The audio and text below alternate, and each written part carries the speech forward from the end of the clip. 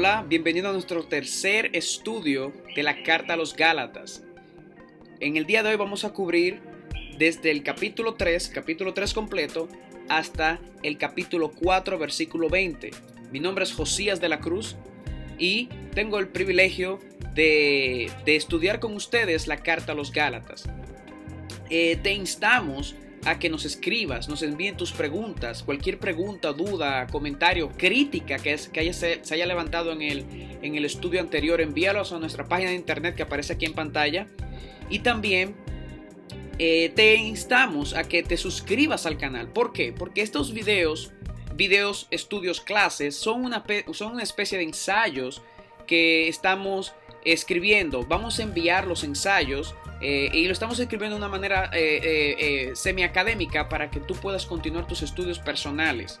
Así que a las personas que se suscriban, que envíen sus preguntas, le vamos a estar enviando todo este estudio de la Carta a los Gálatas completo, de los 6 capítulos de la carta, por correo electrónico, para que puedas continuar tus estudios y enriqueciéndote. Así que sin más preámbulo vamos a entrar a la carta. Todos nosotros sabemos que las divisiones en la Biblia, divisiones entre capítulos y versículos del Nuevo Testamento, fueron propuestas por primera vez en 1555 por Robert Steen. Sin embargo, estas divisiones no son de carácter infalible, sino que en muchos lugares el Nuevo Testamento fue erróneamente dividido. Y precisamente ese es el caso de nuestro texto. En el capítulo 3 y 4 deben ser leídos y entendidos en conjunto, ya que estos se conectan entre sí. Y esto es importante que lo tengamos pendiente. Tú puedes notar esto cuando tú comparas Gálatas 3:23 con Gálatas 4:2. Puedes notar una continuidad ahí en los capítulos, en ese sentido. Por lo tanto, si tuviéramos que proponer un bosquejo de los capítulos del 3 al capítulo 4, versículo 20, sería el siguiente, como podemos ver aquí en pantalla. El primer punto sería reprensión o la reprensión a los gentiles de Gálatas. Eso sería, Pablo empieza de esa manera. En segundo lugar, Pablo trata esta pregunta: ¿cuál es la fuente de la justificación del gentil? ¿La fe o la Torá? Y el tercer punto que trataríamos y surgiría de este bosquejo sería el midrash. Eso es un término hebreo que vamos a explicar más adelante. El midrash número 1 y el ejemplo de Pablo para explicar la relación Torá-fe en la promesa. Ese sería prácticamente un bosquejo que pudiéramos proponer de estos 2 capítulos o capítulo y medio. Entonces, vamos a empezar analizando el primer punto, la reprensión a los gentiles de Gálatas, y ver aquí qué es lo que surge de aquí. Y recordemos cuál es la función de esta serie. La función de esta serie prácticamente es responder las preguntas. ¿Es la Torá o la gracia? La carta a los Gálatas realmente denigra la Torá, como muchas personas han propuesto. Bueno, eso es lo que estamos tratando de descifrar en este estudio. Así que vamos a estudiar este capítulo. La primera parte es, en este capítulo 3, el apóstol Pablo se dirige directamente a los miembros de la congregación, cuya comunidad de creyentes en las iglesias de Galacia estaba compuesta mayormente por gentiles. Esto puede ser visualizado en el texto de Gálatas, por ejemplo, capítulo 4, versículo 8 y versículo 8 al 9. Y esto es importante que lo tengamos en mente. Aunque debemos hacer la salvedad también que rápidamente estas iglesias se infectaron con algunos judaizantes. Aquellos que creían a lo que llamamos judaizantes, y eso es bueno que lo tengan pendiente de aquí en adelante. Cuando decimos judaizantes, son aquellas personas que creían que la justificación debía ser obtenida con circuncisión. Eso es importante. Los judaizantes querían encontrar justificación por sus obras, y específicamente la circuncisión. Es una nota importante que debemos tener en mente a medida que avancemos en el estudio. Por otro lado, habíamos concluido en el capítulo pasado explicando que la tesis del apóstol en dicho capítulo 2 es que un correcto entendimiento entre el Mesías y la Torá no anula la gracia de Dios y explica el porqué de la muerte del Mesías. Vea por ejemplo los versos 2:21 y su explicación también que dimos en el estudio anterior. Mientras que aquí en el capítulo 3 se reprende a un grupo de gentiles, los cuales estaban judaizándose, es decir, como dijimos anteriormente, queriendo obtener justificación a través de la circuncisión. Y por lo tanto, la conclusión lógica a la que estos iban a arribar era la siguiente: Cristo murió por nada. Y esta es la razón de las duras palabras de Pablo en su introducción ya en este capítulo 3. ¿Qué dice Pablo? Y cito: Oh Gálatas insensatos, ¿quién los ha fascinado a ustedes ante cuyos ojos Jesús el Mesías fue presentado públicamente como crucificado? Esto es lo único que quiero averiguar de ustedes. ¿Recibieron el Espíritu por las obras de la Torá o por el oír con fe? ¿Tan insensatos son? Y habiendo comenzado en el Espíritu, ¿van a terminar ahora por la carne? ¿Habéis padecido tantas cosas en vano? Si es que en realidad fue en vano. Estas son duras palabras que no sé si hoy la pudiéramos decir y todavía seguir siendo miembros de una iglesia. Aquel pues que sigue Pablo diciendo, aquel pues que os suministra el Espíritu y hace milagros entre vosotros, ¿lo hace por las obras de la Torá o por el oír con fe? Pablo empieza con duras palabras para este grupo de gentiles que al parecer estaban procurando alcanzar salvación basándose en obras que la Torá prescribe. El contraste, que se intenta levantar en este texto es entre la obediencia a la Torá y el oír con fe. Y el apóstol enlista dos cosas que la obediencia a la Torá no puede producir. No puede producir literalmente. La primera es esta: que el Espíritu Santo descienda sobre un individuo, more en este y lo salve. Eso lo podemos ver en el versículo 2. Y la segunda es esta: que Dios sea movido a obrar milagros. Esas dos cosas, eso lo podemos ver en el versículo 5. La Torá no puede hacer esas cosas según este texto de Pablo. En otras palabras, aunque en el capítulo 2 vimos algunas cosas en las cuales el creyente es altamente beneficiado al obedecer la Torá, y veremos otras y ampliaremos esto aún más en medio de la serie a medida que avancemos en la carta, los dos resultados enlistados anteriormente no son una de esas cosas que la Torá puede beneficiar al creyente. Es por esto que en los versos subsiguientes Pablo se dedica a contestar precisamente la siguiente pregunta: ¿cuál es el medio para la justificación entonces? ¿La fe o la Torá? Pablo se dedica a esto en los versos del 6 al 14 y eso es lo que vamos a ver ahora.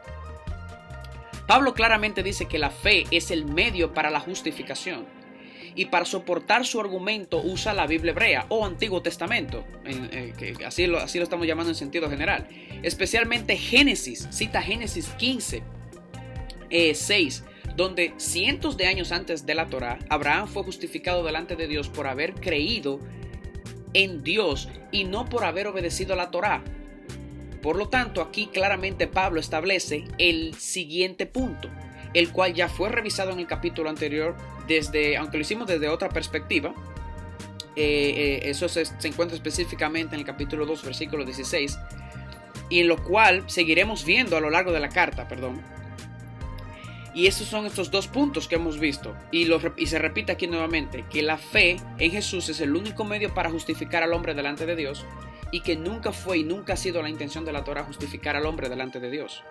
Entonces, no debemos olvidar cuál es la audiencia de Pablo en este capítulo. Son los hermanos gentiles de la congregación. Esa es la audiencia de Pablo. Al parecer, Pablo aquí está argumentando a favor de la inclusión de los gentiles en la asamblea del pueblo redimido de Israel, el pueblo de Dios, la iglesia, pero sin necesidad de ser circuncidados como los judaizantes estaban proponiendo. Y ese es el debate que hay aquí. Y dice en el capítulo 3, versículos 7 al 9, dice lo siguiente, y cito: Por tanto, sepan que los que son de la fe, o de fe, estos son hijos de Abraham. La Escritura, previendo, que Dios justificaría a los gentiles por la fe. Aquí está Pablo argumentando a favor de los gentiles, de la inclusión de los gentiles. Anunció de antemano las buenas nuevas a Abraham, diciendo: en ti serán benditas todas las naciones. Esta palabra aquí en griego, que se traduce como naciones, también puede ser fácilmente traducida como gentiles. Así que los que son de la fe, sigue, continúa diciendo el texto, los que son de la fe son bendecidos con Abraham, el creyente. Ahora bien, el verso 10 es uno de esos versos usualmente usados para argumentar que contra todo aquel creyente que desee observar y obedecer la Torá. Ese es el verso que se toma ese verso 10 en contra de todo aquel que quiera hacer eso, observar y obedecer la Torá. Y esto se hace sin hacer una apropiada distinción entre un creyente con un deseo sano y legítimo de observar y guardar la Torá versus uno con un deseo no sano e ilegítimo de hacerlo. Por eso es importante que nos tomemos el tiempo para revisar este verso en particular. ¿Qué dice el verso? Y citamos: porque todos los que son de las obras de la Torá están bajo maldición. Pues escrito está: maldito todo el que no permanece en todas las cosas escritas en el libro de la Torá para hacerlas. Pablo aquí está citando la Septuaginta. Simplemente es una traducción, es la primera traducción que se hizo de la Biblia hebrea, el Antiguo Testamento como lo conocemos, al griego. Y eso lo revisamos en el primer estudio que dimos, así que le instamos a que lo revisen.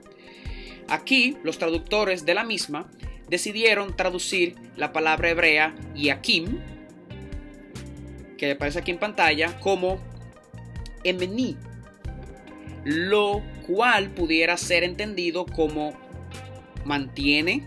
Cuando dice el texto: maldito todo aquel que permanece, bueno, eso pudiera ser entendido también: maldito todo aquel que no mantiene o no continúa, sigue, persiste. Es decir, de acuerdo a la Septuaginta, lo que hace maldito a una persona es la falta de resistencia y longanimidad de su obediencia a la Torá. Sin embargo, en la Biblia hebrea, en el hebreo, la palabra es yakim, aunque también se pudiera entender como algo que permanece.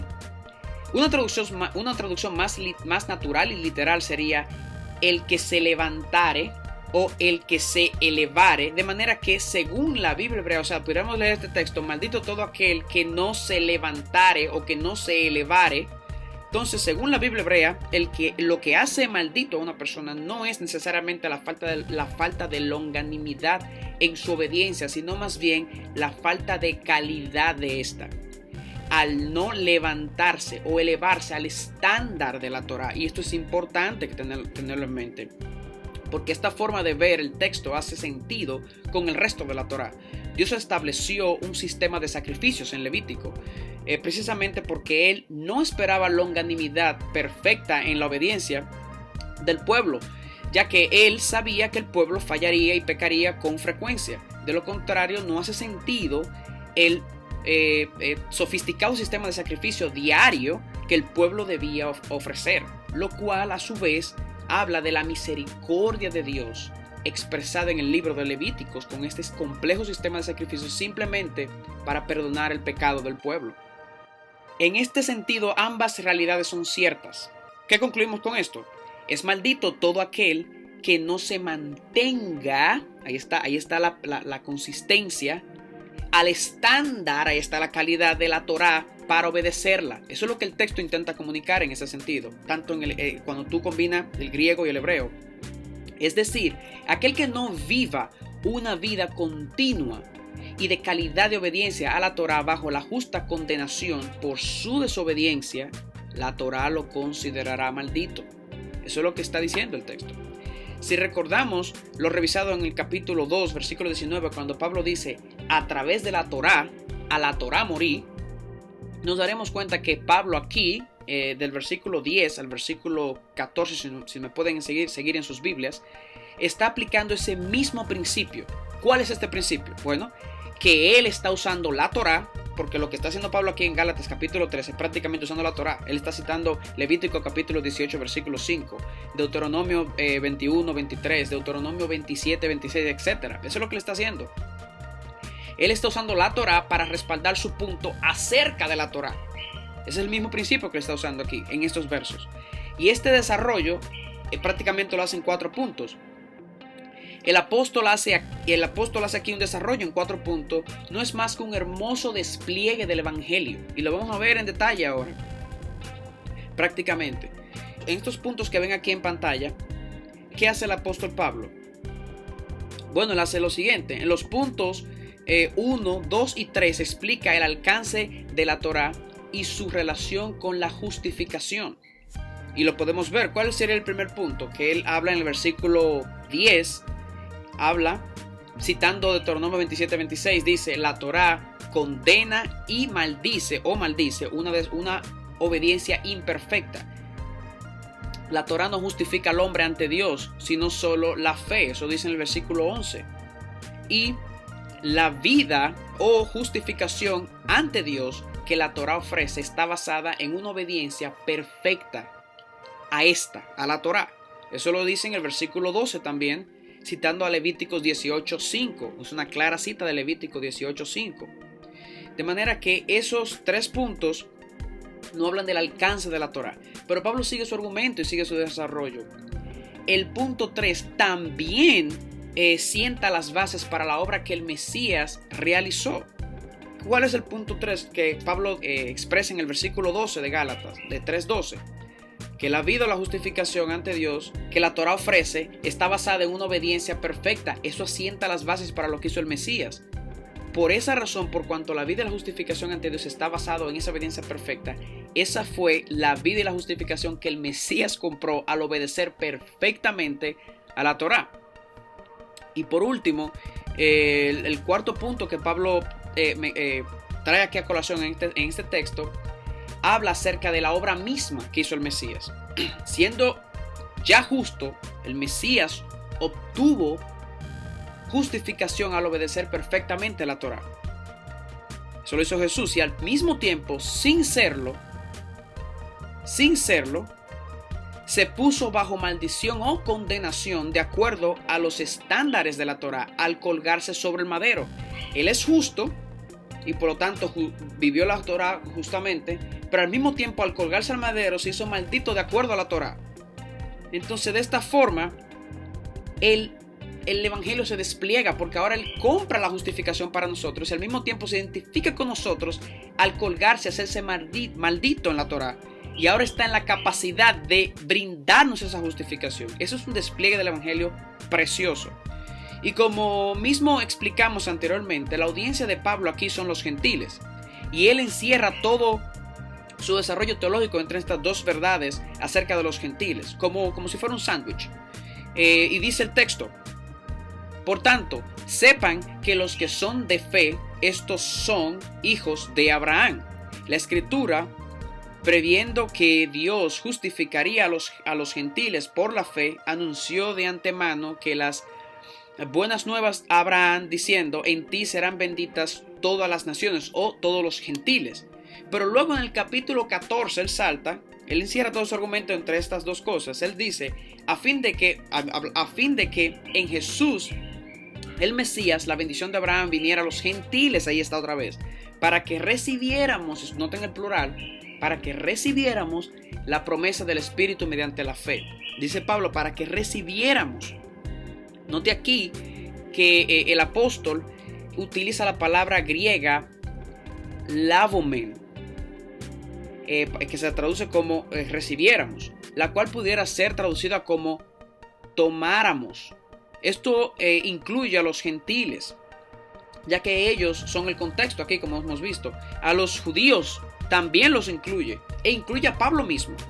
Esto concuerda perfectamente con lo que explicamos al inicio del análisis del capítulo 3, cuando decíamos que Pablo estaba argumentando a favor de la inclusión de los gentiles, en la asamblea del pueblo redimido de Israel, pero sin necesidad de ser circuncidados como los judaizantes estaban proponiendo.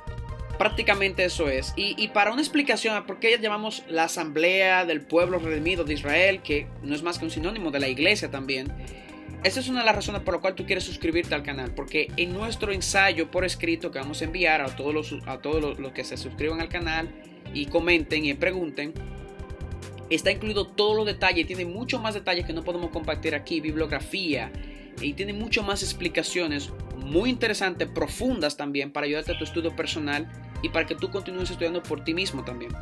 Entonces, en ese sentido, es muy interesante notar aquí lo que Pablo está haciendo con esto, cuando dice recibiéramos, ahí está incluyendo a los gentiles en la comunidad de fe de Dios. Y por último vamos a ver el último punto, que le llamábamos el Midrash, y el punto más largo del estudio, que le llamábamos el Midrash número 1. Lo vamos a explicar más adelante a qué nos referimos con esa palabra. Decíamos que es un ejemplo también de Pablo para explicar la relación entre Torah, fe y en la promesa. El apóstol Pablo, como típico rabino del primer siglo, en lo que resta del capítulo 3, eso entiéndase del versículo 15 al versículo 29, usa una técnica de interpretación llamada Midrash, muy usada por los eruditos rabinos de la época. Aún Jesús, como rabino también, hizo lo mismo. ¿Y en qué consistía el Midrash? Bueno, el doctor Yehoshua Berman nos explica en qué consistía el Midrash y nos da un buen ejemplo que nos ayuda a entender en qué consistía esto. Y él dice, los rabinos agregaban detalles al texto que no pertenecían al texto originalmente. Con esto, ellos no estaban buscando cambiar el texto. Lo que realmente estaban tratando de hacer era agregar detalles para que en efecto lanzaran una lupa sobre pequeñas cosas en el texto que tal vez tú hayas pasado por alto. Entonces, ellos, continuó diciendo Dr. Berman, entonces ellos agregaban detalles exageradamente fuera de proporción para que ahora tú no pases por alto esas pequeñas cosas. Es muy interesante esta técnica y van a ver la riqueza de esto también cuando veamos lo que el rabino Pablo hace aquí. Pablo pone como ejemplo que aún entre acuerdos o pactos hechos entre hombres, nadie lo cancela o lo anula. Y la idea aquí es que si esos es entre nosotros, prácticamente los seres humanos, cuanto más un pacto con Dios y a través de ángeles como mediadores, como dice en el versículo 15 y la parte del versículo 19 en adelante hasta el 20. Esta es prácticamente la idea que Pablo quiere transmitir. Y luego es cuando él trae el Midrash y dice lo siguiente, y cito, ahora bien, las promesas fueron hechas a Abraham y a su descendencia. No dice y a las descendencias, como refiriéndose a muchas, sino más bien a una, y a tu descendencia, es decir, el Mesías. Desafortunadamente, muchos toman este texto para erróneamente argumentar solamente dos cosas. Eso es lo que argumentan muchas veces. Los judíos no son de la descendencia de Abraham, sino solo Jesús, no los judíos. Y he escuchado gente argumentando en ese sentido. Eso es un error. Y basado en este texto, en este verso. La segunda cosa que muchos dicen, y continúan diciendo esas personas, dicen, y por lo tanto, en Jesús es el único cumplimiento de la promesa hecha a Abraham. Es decir, todo se cumplió en Jesús y ya no hay que esperar nada más, dicen ellos. Sin embargo, es evidente que Pablo aquí está haciendo un midrash y lo vamos a demostrar por qué, ya que en el argumento de Pablo por ejemplo, de Pablo no es satisfactorio cuando él dice descendencia, porque descendencia en este sentido es un sustantivo colectivo e implica muchos, es inevitable, eso implica muchos. Un sustantivo colectivo es aquella palabra que está escrita en forma singular, pero implica una pluralidad. Un buen ejemplo de esto es la palabra en inglés fish, lo cual no puede escribirse en plural. Sin embargo, se usa también para referirse a una multitud de peces. Decimos fish, aunque sean muchos peces, no decimos fishes, decimos fish solamente. O en español, por ejemplo, cuando decimos alfabeto, aunque esta puede ser escrita en plural también, alfabetos, aún el singular alfabeto solamente implica una pluralidad de letras. Eso es lo que está ocurriendo aquí con el lenguaje. Pablo está haciendo un juego de palabras, un midrash aquí para transmitir una idea, un punto, y eso es lo que tenemos que descubrir y seguir en ese sentido. Entonces, en ese sentido, es muy interesante lo que él hace aquí. Lo que Pablo hace aquí. Pablo sabe esto con mucha claridad. Él es un rabino, él sabe que está haciendo un midrash, ya que más adelante él usa la misma expresión, la misma palabra en griego, pero esta vez la aplica correctamente a un plural. Y miren el texto en griego aquí, permítame guiarlos aquí. El texto en griego se leería ide imis Christu, aratu Abraham, ¿verdad? Luego diría esperma, esa es otra palabra, esperma este. Después diría katapangelian kleronomi. Sería prácticamente, se leería el texto. Ahora bien, esto se traduciría de la siguiente manera. Si luego ustedes, nuestra primera palabra ahí sería ustedes, es un plural, imis, ustedes, están en el Mesías, entonces de Abraham, ¿verdad? Descendencia, esperma, que de donde viene otra palabra, espermatozoide, esperma, de nuestra descendencia, esperma, eso es otro plural, son ustedes, eso es otro plural, de acuerdo a la promesa, sigue diciendo el texto, y concluye herederos, de acuerdo a la promesa, herederos. Es la misma palabra, está también en plural. Kleronomi, herederos, sería de esa manera. Entonces, además de esta clara evidencia del uso en plural que Pablo le da a la palabra, como buen rabino, y eso lo podemos ver en ese texto, vemos también aquí que él mismo explica que la conclusión a la cual debemos llegar con su midrash no es que los judíos ya no son descendencia de Abraham, sino más bien que la Torá, esto es la conclusión que Pablo dice que debemos llegar, no es que los judíos no son descendencia de eso. ¿A qué se refiere con que ese esperma es el Mesías? Bueno, aquí dice, a lo que se refiere es lo siguiente, que la Torá no cancela la promesa que la comunidad de fe iba a recibir a través de Jesús el Mesías. ¿Quién? Aquí viene el punto. ¿Quién? Entre la descendencia de Abraham, ¿verdad? Es la promesa misma y al mismo tiempo es el mediador de ella. Eso es lo que él quiere comunicar. Y note que al inicio del versículo 17, Pablo mismo dice que es esto que es a esto que él se refiere. En otras palabras, él da la interpretación de su midrash y dice, cito el texto del versículo 17, lo que digo es esto, ahí está Pablo diciendo, lo que digo es esto, la Torá, que vino 430 años más tarde, no invalida un pacto ratificado anteriormente por Dios, como para anular la promesa, esa promesa, porque si la herencia depende de la Torá, ya no depende de una promesa, pero Dios se la concedió a Abraham por medio de una promesa, que en este caso esa promesa es el Mesías. En otra palabra, con este midrash lo que Pablo está diciendo es, Abraham no es que no tiene descendencia, él tiene descendencia, y no es verdad que solamente es el Mesías, no, Abraham tiene descendencia. Lo que él está diciendo es que entre la descendencia de Abraham lo más importante es el Mesías. Eso es lo que está tratando de comunicar, y que ese Mesías es la promesa misma y al mismo tiempo es el mediador de esa promesa.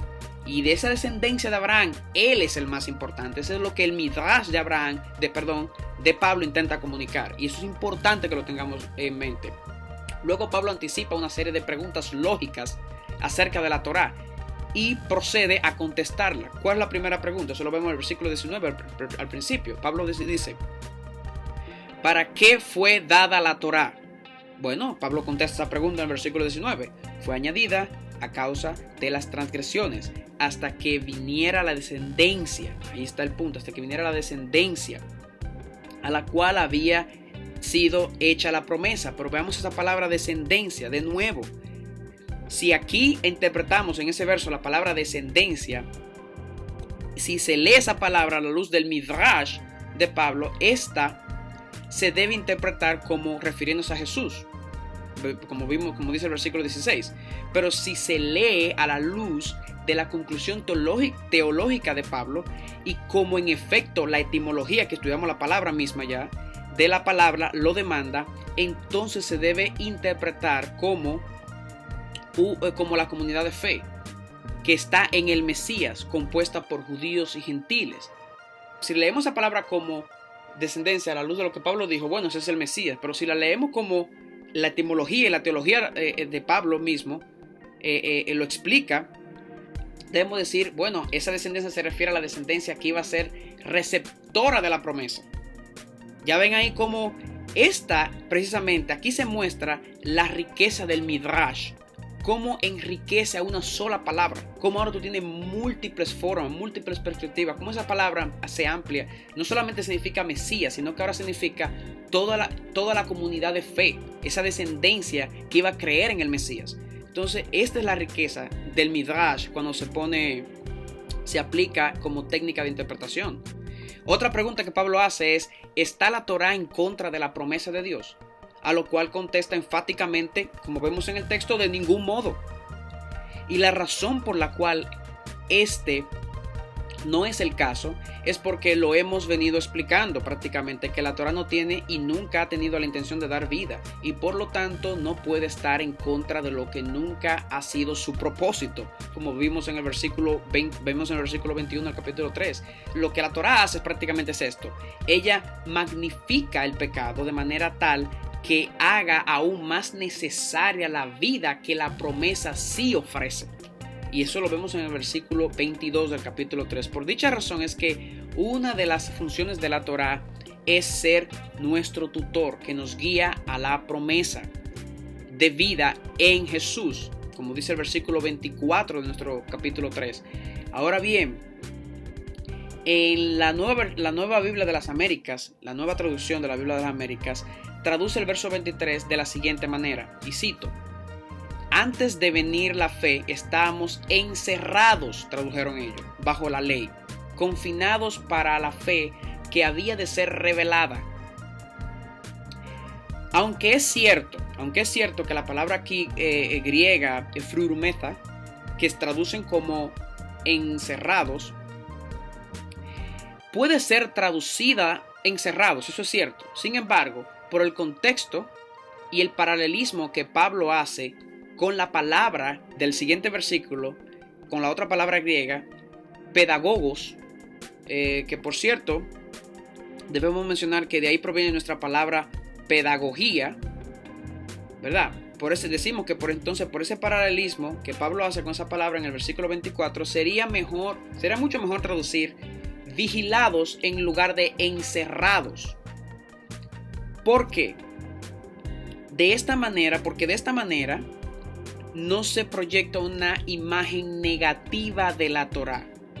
¿Y por qué tú no quieres proyectar una imagen negativa de la Torá? Bueno, porque algo que Pablo define como pedagogos, ¿verdad? Y que se traducen tutor o maestro escolar, se pudiera decir también, que nos guía al Mesías, algo que Pablo define de esa manera, tú no lo puedes llamar negativamente. Tú no puedes proyectar una imagen negativa de eso. Tú no puedes llamarle a eso malo. Tú no puedes proyectar eso como algo malo, porque no lo es lo que te guía al Mesías.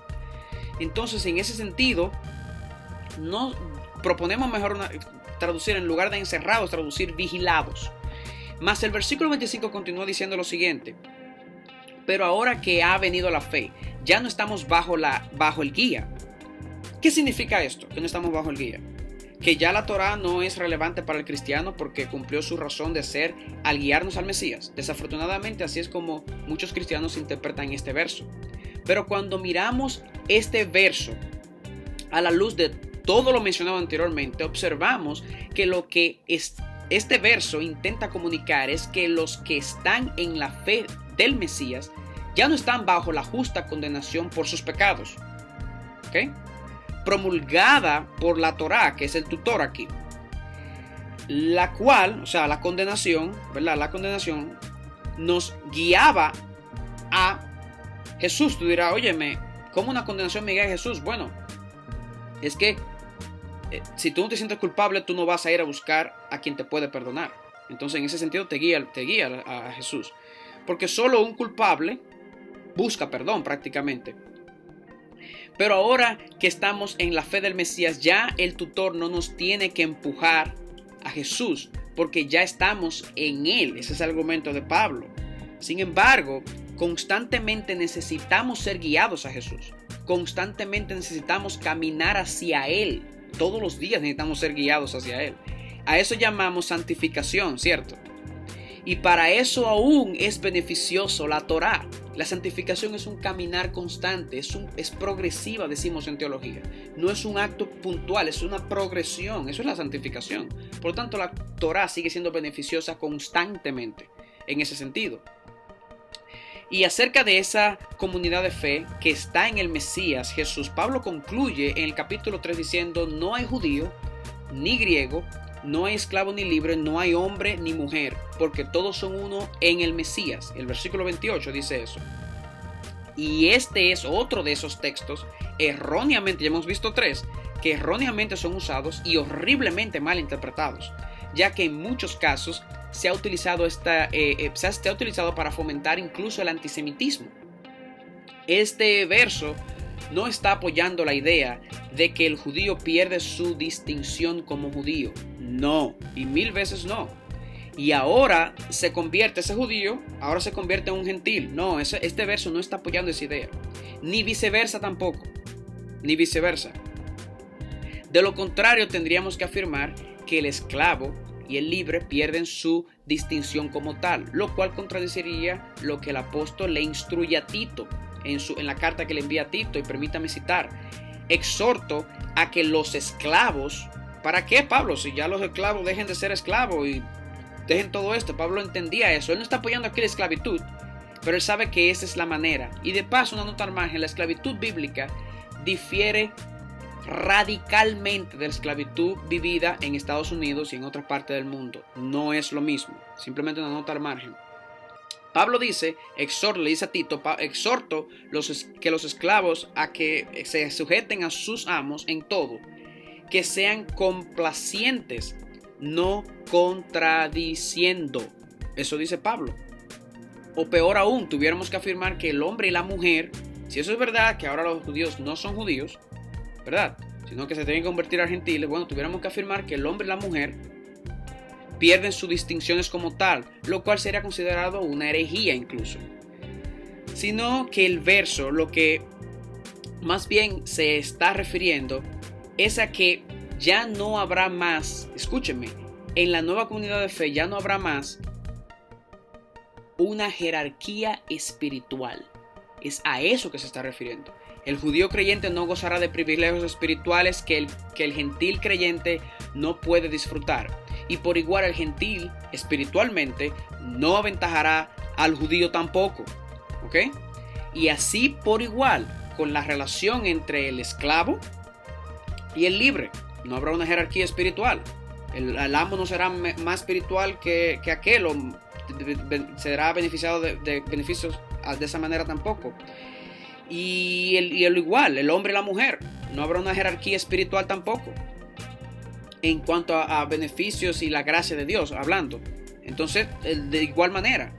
Y esta forma de interpretar el verso es exactamente correcto cuando observamos cómo en un acto espiritual algunos hombres judíos oraban diciendo de la siguiente manera: doy gracias a Dios porque no me has hecho gentil, esclavo o mujer. Note que precisamente estos son los 3 ejemplos que Pablo trae a colación. Pero lamentablemente debo decir esto, y con vergüenza debo decirlo, lo opuesto también es cierto. Ahora, en nuestros días, somos nosotros, los gentiles, los que oramos de esa manera y decimos: doy gracias a Dios que no me has hecho judío, o que no me has hecho como los esclavos en el pasado, o que no me has hecho mujer. Lamentablemente hay muchos casos así. Y tal vez no lo articulamos así, pero nuestras acciones antisemitas, nuestras acciones de indiferencia hacia la esclavitud y nuestras acciones de machismo hacia las mujeres lo comunican así. ¿Y cómo explicábamos al principio de nuestro análisis del capítulo 3 y capítulo 4 deben ser leídos y estudiados en conjunto, ya que estos se conectan entre sí? Y esto es evidente cuando Pablo retoma en el capítulo 4, ahora que vamos a entrar en el versículo 2 nuevamente, el tema que había comentado en el 3:23. Aquí en el primer versículo Pablo empieza a ilustrar con un ejemplo la relación que existe entre aquellos, primero, aquellos tutorados por la Torá, entre los cuales están los herederos de la promesa, y comienza a hacer la comparación y con aquellos también, los tutorados por las cosas elementales del mundo. El ejemplo es el siguiente, y cito aquí los dos primeros versículos. Mientras el heredero es menor de edad, dice Pablo, en nada es diferente al siervo, aunque sea el dueño de todo, sino que está bajo guardianes y tutores hasta la edad señalada por el padre. Debido a que ellos, en este caso los tutores, son los que realmente están a cargo, el hijo de la casa no se diferencia mucho de un esclavo en ese sentido. Y a quienes Pablo tiene en mente aquí son a los judíos. En estos dos versos Pablo tiene en mente aquí a los judíos, los cuales estaban siendo tutorados por la Torá, la cual según el capítulo 3, versículo 24, es el correcto tutor para guiarnos al Mesías. Sin embargo, como la audiencia de Pablo aquí son los gentiles, noten aquí como este maestro, erudito, rabino de Pablo y apóstol brillante hace esto. Como su audiencia son los gentiles, magistralmente en el versículo 3 del capítulo 4, él introduce un nuevo término en griego. Él introduce el término griego stigia. El erudito Moisés Silva lo traduce como principios elementales. Esa es la traducción que vamos a usar porque creo que es muy buena. Eso lo ven en el versículo 3 del capítulo 4 y también ven en el versículo 9. Que ahora también le permite a él extender la referencia hacia los gentiles porque ese es su tema. Y él introduce este término ahora para poder incluir a los gentiles en la conversación porque venía hablando de los judíos del el versículo 1 y 2. Y Pablo dice aquí en el versículo 3, así también nosotros, mientras éramos niños, estábamos sujetos a servidumbre bajo los stigia, principios elementales del mundo. Así se traducen. Y esto es importante. El término griego también puede ser traducido como elementos básicos también. Lo interesante de todo esto es que con este término Pablo logra conectar las dos comunidades. ¿Cuáles dos comunidades? Bueno, las logra conectar en un mismo terreno. ¿Cuáles son esas dos comunidades? Los judíos que estaban siendo guiados por la Torá, ¿verdad? Que esto no es nada malo en ser guiado por la Torá, como hemos visto hasta ahora, porque es la correcta guía al Mesías. Y los gentiles que no estaban siendo tutorados por la Torá. Él los conecta en un mismo terreno, en un mismo punto en común. ¿Cuál es este punto en común? Los principios elementales del mundo. Y proponemos, el presente ensayo propone que esos principios elementales del mundo son los siguientes: supersticiones, filosofía humana, legalismo, principios culturales, principios de ceremonialismo. Ojo, ceremonialismo no instruido o revelado por Dios. No que el ceremonialismo que Dios reveló e instruyó en la Torá, en la Biblia hebrea, Antiguo Testamento, ahora pertenece a los principios elementales del mundo. No es eso lo que estamos diciendo. Porque entonces son del mundo, no son de Dios. Sino a unos principios de ceremonialismo que el hombre normalmente trae en su corazón. Ya que todas estas cosas son producidas por el corazón del hombre, tanto judíos como gentiles son propensos a ellas. Por ejemplo, algunos judíos introdujeron supersticiones y filosofía humana a la interpretación de la Torá. Otros llegaron al extremo del legalismo, como fue el caso de muchos líderes religiosos judíos durante el ministerio terrenal de Jesús. Y en este punto permítame recordar una vez más que tú quieres suscribirte al canal, porque en nuestro ensayo por escrito que vamos a enviar damos ejemplo históricamente, por ejemplo el filósofo Filón de Alejandría, y hablamos de él en detalles de cómo él introdujo esas supersticiones y filosofías humanas también a la interpretación de la Torá, y muchas cosas interesantes que te van a ayudar a enriquecer tu lectura de la Biblia. Pero eso solamente en el material por escrito, que lo vamos a ver. Por otro lado, los gentiles sumergidos en su paganismo sin la Torá, aún con más razón y facilidad estaban sujetos también a todos estos principios elementales del mundo. Por lo tanto, las dos comunidades ahora tienen algo en común: esos principios elementales del mundo. Pero el texto continúa diciendo en el versículo del 4 al 5, y permítame leerlo. Pero cuando vino la plenitud del tiempo, Dios envió a su Hijo, nacido de mujer, nacido bajo la Torá, a fin de que redimiera a los que estaban bajo la Torá, para que recibiéramos la adopción de hijos. En otras palabras, Jesús nació bajo la Torá, es decir, bajo la obligación de obedecer a la perfección a los mandamientos de la Torá, que acarreaban condenación al no ser obedecidos, según el versículo 12 del capítulo 3 y Levítico 18:5. Y así librar a aquellos que ya estaban bajo condenación de la Torá por su carne débil y su propia naturaleza pecaminosa. Pero el Mesías lo hizo sin pecar, y es por esta razón que Pablo le dice tanto a los judíos como a los gentiles que han sido llenos del Espíritu Santo y que por lo tanto ambos, judíos y gentiles, disfrutan de su posición como hijos. Eso lo podemos ver en los versículos 6 al 7 del capítulo 4. Y es el Espíritu Santo que ahora mora en los creyentes, que clama el famoso clamor, y permítame leerlo en griego, sería Abba o Pater, prácticamente. Y es interesante este clamor que el Espíritu de Dios ahora hace desde dentro de sus hijos. Esta palabra, aunque Pablo la escribió en letras griegas, no es griego, sino más bien que el hebreo ha incorporado la palabra aramea Abba, la cual es una forma familiar de abordar al padre de alguien. Es lo equivalente a decir hoy en día pa o papi, como todos los israelíes prácticamente. Aún hoy en día, en muchas familias judías, esa es la forma en la que los hijos llaman a sus padres. Incluso el mismo David Stern, quien es judío, el erudito David Stern, dice él mismo, como testimonio personal, mi propio hijo me llama Abba. Entonces eso te da una idea de qué es lo que Pablo comunica con esta palabra Abba, Padre.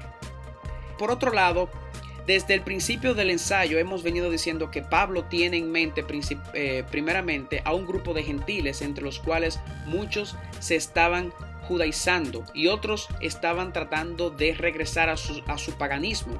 Y esto es evidente cuando vemos el texto del versículo 8 al versículo 11. Y permítame citarlo. Pero en aquel tiempo, cuando ustedes no conocían a Dios, eran siervos de los que por naturaleza no son dioses, pero ahora que conocen a Dios, o más bien que son conocidos por Dios, ¿cómo es que se vuelven otra vez a las cosas débiles, inútiles y elementales a las cuales desean volver a estar esclavizados de nuevo? Ustedes observan los días, los meses, estaciones y los años. Temo que quizá he trabajado en vano por ustedes.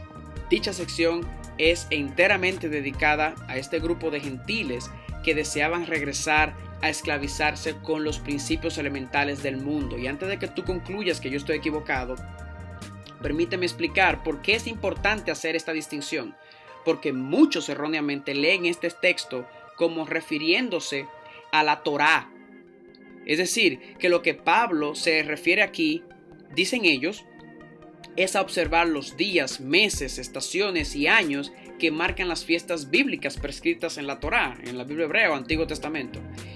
Pero como podemos observar en el texto, es imposible soportar dicha afirmación basado en este pasaje. El primer punto que podemos sacar del pasaje, Pablo dice en el versículo 8 que esas personas a las que se está refiriendo no conocían a Dios. Esto no hubiera sido posible decirlo de la comunidad judía. Y eso tú lo puedes ver revisando Efesios 2:12, Romanos 3 del 1 al 2 y Romanos 9 del 4 al 5, etcétera, etcétera, etcétera. Este grupo, la segunda cosa que podemos ver que Pablo dice aquí, que es imposible soportar, usar este texto para decir que se refiere a las fiestas bíblicas, es que este grupo de personas, dice Pablo, eran siervos de los que por naturaleza no son dioses, eran paganos, y Pablo claramente distancia a la comunidad judía de este grupo de personas. Eso lo vimos en el estudio anterior y lo pueden revisar en el estudio anterior cuando revisamos el versículo 15 del capítulo 2. Y la tercera cosa es que si aquí el observar los días, los meses, las estaciones y los años se refiere a observar la Torá, debemos también afirmar que el apóstol Pablo llama aquí a la Torá, la cual es la palabra de Dios, no olvidemos eso. El apóstol Pablo la llama, que debiéramos afirmar, una obra de dioses paganos prácticamente, porque eso es lo que Pablo está diciendo en el texto. Y el doctor y erudito Joseph Shulam nos ayuda a entender lo que pasa aquí cuando él trata este texto en una de sus clases y dice: este texto no está hablando de las fiestas bíblicas. ¿Quién tiene más fiestas, los judíos o los griegos?, pregunta él. Tomando los días festivos romanos de un solo mes, febrero, él cita lo siguiente: las fiestas griegas. En la primera, Dies Nefestus, con una gran celebración en el templo de Juno, la madre y reina de los cielos y la tierra. En el día 5, solo 4 días después, Dies Natalis, en el templo de la Concordia de Roma, en Roma. Desde el 13 al día 22 de febrero todavía está Parantalia, una celebración por los muertos de la familia. Y esta era una celebración larga y grande. También el 13 de febrero se celebraba la aparición de Manes, aparecía Manes, empezando en la hora sexta del día, y las ceremonias eran realizadas por las prostitutas del templo prácticamente. El día 15 de febrero, otra fiesta, Lupercalia. El 17, otra fiesta, Fornacalia, donde se celebraba la creación del pan y se honraban a los reposteros. El día 21, Feralia. Luego, Coraconatio, el día de las familias también. Luego, el 24 de febrero, Regifugium. Luego, el 27 de febrero, Kyria. Así que los romanos, dice Dr. Shulam, tienen muchísimos más días festivos que los judíos. Casi cada día era un día festivo. De manera que cuando Pablo dice: ustedes están celebrando fiestas, días, lunas nuevas, etc., eso no tiene que ser necesariamente judío, porque eso no se sujeta, no encaja a los judíos en ese sentido. Es por esto que Pablo dice en el versículo 8, aquí hace sentido cuando tú ves ese contexto romano, de las fiestas paganas romanas. Pablo dice: eran siervos de los que por naturaleza no son dioses. Y por razones muy evidentes como estas, él concluye esta sección altamente preocupado por la salvación de ellos. Claro que debe estar preocupado. Y dice: temo que quizá he trabajado en vano por ustedes. En el versículo 11 del capítulo 4. Con respecto a la última sección de este capítulo, y con esto cerramos, del versículo 12 al versículo 20, es muy pertinente lo explicado por el doctor McClellan, y permítame citarlo a él. Dice él, del capítulo 4, versículo 12 al 20, es una apelación a su relación personal. El apóstol vuelve a ofrecer a los Gálatas una medida objetiva por la cual juzgar sus argumentos y motivos. Esos son los argumentos de Pablo. Se refiere a su primer encuentro. Su tono es ahora más personal. Usa el término amigos en el versículo 12 del capítulo 4 y mis hijos en el versículo 19. Les pide que lo imiten basándose en la integridad de su trabajo anterior entre ellos en el versículo 12. Por primera vez en esta carta tenemos un indicio de la frustración de Pablo, quien, pensando que su relación con esas iglesias era lo suficientemente segura como para resistir cualquier adversidad, ahora descubre que lo tratan con desprecio. Desearía que su tono fuera menos ansioso y severo, dice Pablo en el versículo 20.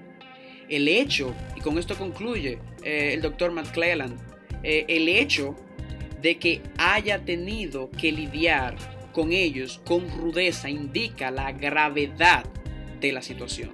Y prácticamente, mis hermanos y amigos que nos siguen en el estudio, esta sección que hemos estudiado hoy del capítulo completo 3 y parte del capítulo 4 nos deja con esta incertidumbre, literalmente. Pablo está aquí frustrado, en duda, y vemos el gran apóstol Pablo aquí lidiando con esta, yo diría, una de las iglesias más difíciles para él pastorear y liderar, y nos deja con esa incertidumbre, y con esa misma incertidumbre lo queremos dejar. a ustedes para poder vernos en el próximo capítulo, donde revisaremos el resto del capítulo 4 y los que nos faltan.